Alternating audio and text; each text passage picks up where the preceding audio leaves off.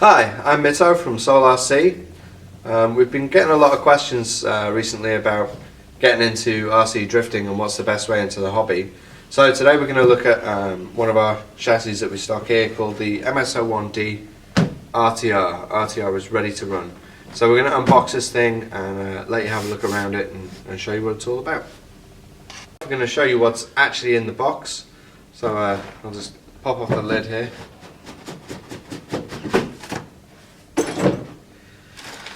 First out of the box, set of instructions, bunch of stickers, always good to get stickers. The remainder of the stickers from the genuine Tamiya body that comes with the car.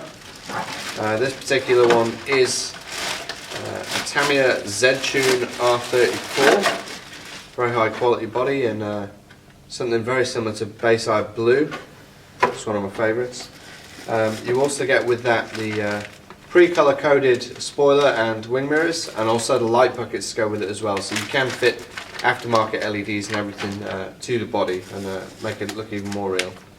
You also get a nice catalogue of upgrades that are available for the chassis and a little bit of information about your RTR.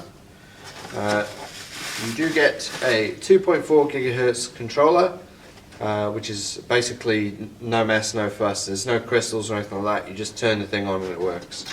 So, down to the bottom of the box. Bit of aerial tube, I'll do about 10 cars. And also you get a tool set and some spare accessories for the chassis itself. At the bottom of the box you will find your MS-01D Brushless RTR, all ready to go with the one-way and the counter steer, and we'll have a little more detailed look at that in a minute. Okay, so now we're going to take a little more detailed look at the body. This one is a genuine Tamiya Z-Tune R34. It's a particularly nice body, a favourite of mine, in a very nice shade of something similar to Bayside Blue. The paint finish on it is pretty excellent, to be honest. I struggled to get that myself. You do get quite a lot of the decals already applied, however you do also get some additional decals, the leftovers on the sheet if you like. So you've got some various options there. If you didn't want to run the headlight buckets, for example, you can use the stickers that are still available on the sheet. You do get a set of instructions with the body. So these are from Tamiya, so these tell you where to put all your holes, how to glue in your light buckets, how to attach your wing, everything's on there. As far as fitting your body goes, there's 2 holes here, marked on the body, so you can just drill those through easily. Don't use a standard house drill, you need to use one of these. That's a body reamer. We do have those, so you can find them on the shop, and they'll make a much better job of it. And this is what we use day in, day out. Continuing, you do get your wing for the body. Again, you'll be using your reamer to drill the holes to mount that. You get your wing mirrors, which will need reaming on the side, and the pins fitting. The pins are all in here with the light buckets, and you also got some sticky tape to attach the light buckets. Light buckets are pre-drilled and have clips on, so you can fit LEDs and basically make it an all singing, dancing, real life body, you know, with working brake lights and things like that if you choose to do so. So there's the body. So the next part of the car is the bit that really makes it work and connects you to it, and that is the radio gear. In the RC world we refer to these as transmitters.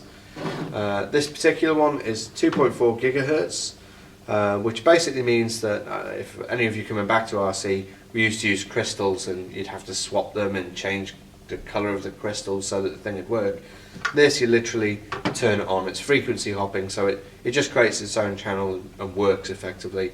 It's already pre-bound to the car, which basically means it's paired up with this little item here with wires going into it, which is called the receiver, and this basically takes the information from the controller and puts it into the car and translates it into movement.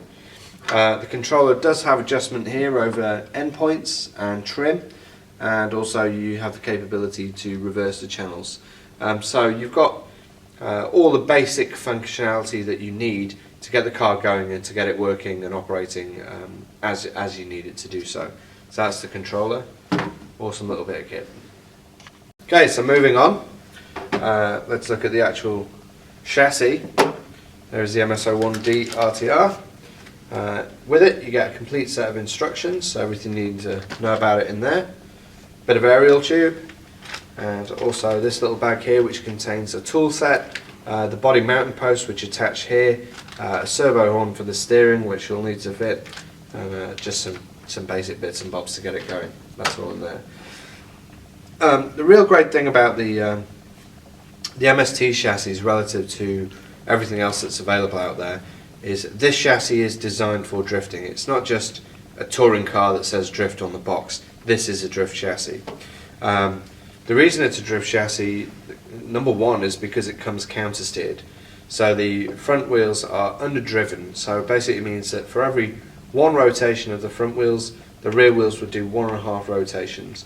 So the car will automatically want to drift. It will hold an angle and hold counter-steer. Counter-steer is effectively counter-steering into the drift, so sliding with the direction of the wheels. Another thing that will help you in the drift game is a one-way front differential, which allows the front wheels to spin independently. In terms of actual mechanical ability, the chassis has many adjustment points on it. The first key one being caster, which is not really adjustable on many touring car chassis. So we do have adjustable caster, we have adjustable toe, we have adjustable toe on the rear.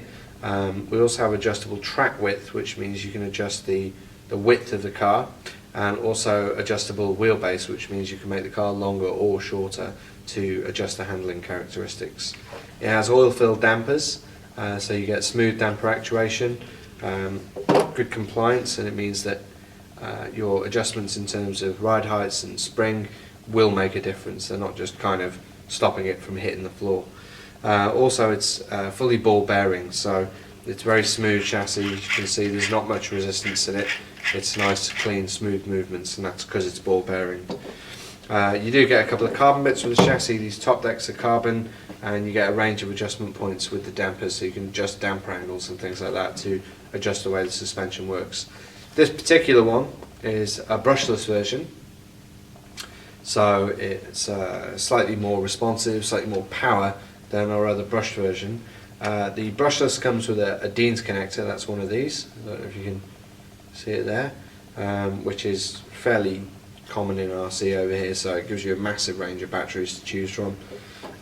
We do a brushed version which comes with a Tamiya style connector, which is fairly easy to get batteries for. So that is the RTR, and it's ready to go, and it's a pretty damn good chassis. Okay, so that's the MS-01D RTR. Everything you need to get you going. It's pretty much the best entry-level chassis that's out there. It can take you all the way from sort of the very beginnings of RC drifting right the way to VIP spec.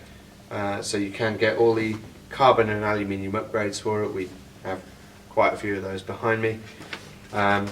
Additional to the chassis, you will need a battery, a charger, and things like black grease to grease up your drive shafts, and maybe some damper oil if you want to change the damping rates, things like that. But it is ready to go. It's the best out there, and I hope you enjoyed watching. Thanks.